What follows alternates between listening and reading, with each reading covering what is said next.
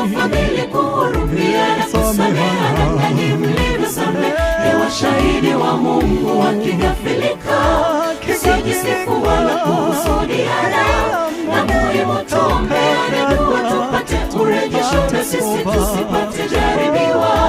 Urekebisho huo wapaswa kuleta toba na urejesho kwa kadiri wareje kwake Kristo.